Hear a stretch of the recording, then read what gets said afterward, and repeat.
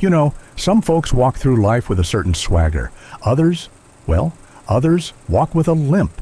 And this man, he didn't just survive the war, he wore it. A carved wooden leg, a souvenir from a battlefield far away. And when he spoke, dear friends, people didn't just listen, they obeyed. His name was Peter, and Peter was respected. So when he made bold decisions about trade, about law, about loyalty, no one dared question him. Some even laughed at the caution of those who did. But months later, the coffers were nearly empty, and the laughter silenced. To understand how it all unraveled, how a great promise turned to dust, we need to rewind and look more closely at the story history tried to warn us about. In the early 1600s, the Dutch Republic planted a flag in the New World. They built a colony of commerce, New Netherland, and at its heart, a town called New Amsterdam, nestled at the southern tip of what we now call Manhattan. The land was purchased for 60 guilders in trade goods, a transaction famously and often misleadingly valued at around $24 in historical terms. But dear friends, to truly grasp what a deal that was, you need context. This wasn't pocket change. 60 guilders could buy several muskets, barrels of fine cloth, essential metal tools, durable kettles, enough to outfit a small militia, furnish a home, or trade for months of goodwill with neighboring tribes.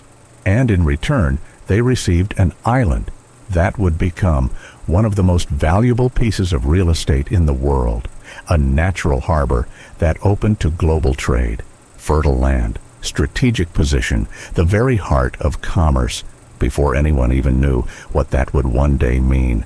A fortune, some said. A steal, said others. Either way, the colony thrived, rich in trade, bustling in diversity, full of promise, a melting pot.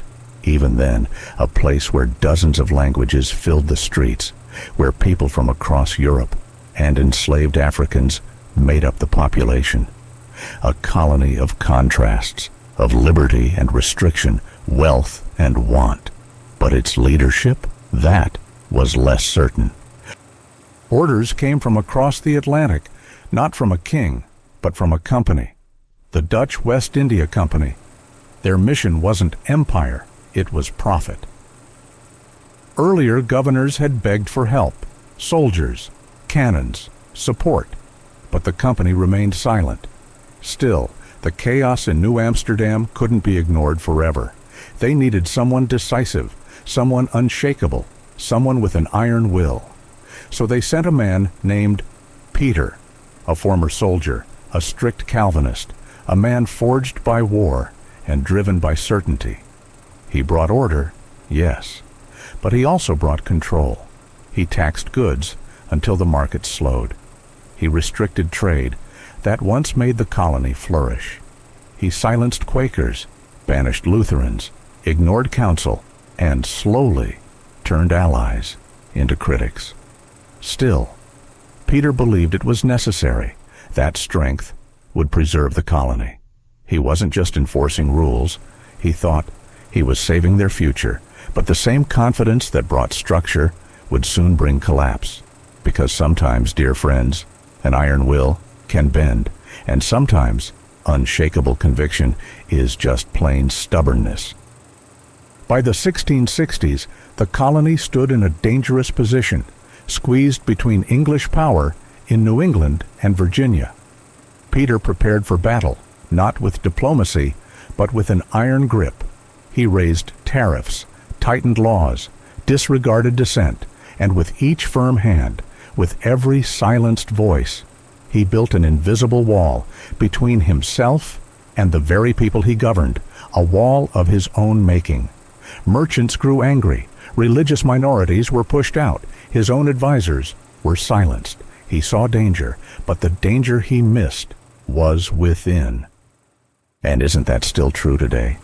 We brace for the big threats, the competitors, the critics, the crises, but forget the quiet decay inside.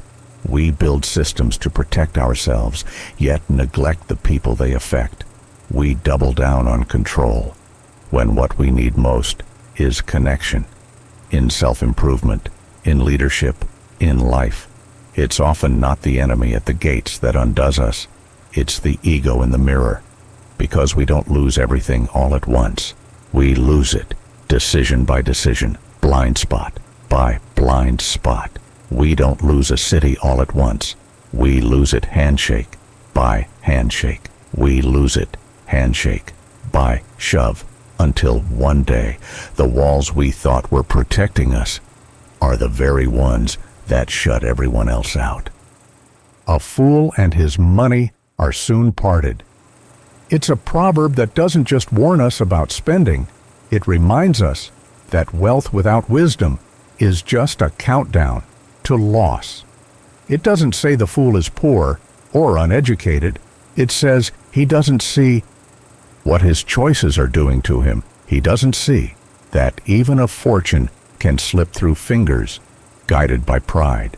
Peter thought he was protecting a legacy, that his strength would build something lasting. But the colony he was trying to save had already moved on, because when the treasure vanishes, all that's left is the lesson. And sometimes, dear friends, the most important lessons aren't etched in stone or shouted from rooftops. Sometimes they're whispered in the quiet aftermath of a great loss. And in the quiet after surrender, history whispers the truth. One day in August 1664, 4 English warships arrived in the harbor. Their message, surrender or prepare for war. Peter refused. He called for the people to rise, to defend their city, but no one came. Even his own son begged him not to resist. The man who once led thousands now stood alone. On September 8th, 1664, the city surrendered without a single shot fired. The English weren't cruel conquerors. In fact, the terms were generous. The Dutch could keep their homes, their property, their faith. It was a surrender not of force, but of choice, a choice for peace over pointless resistance.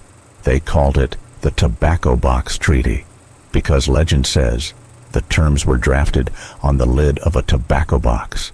The English renamed the city New York, and Peter, once its strongest voice, retired to a quiet farm in what would one day be called the East Village.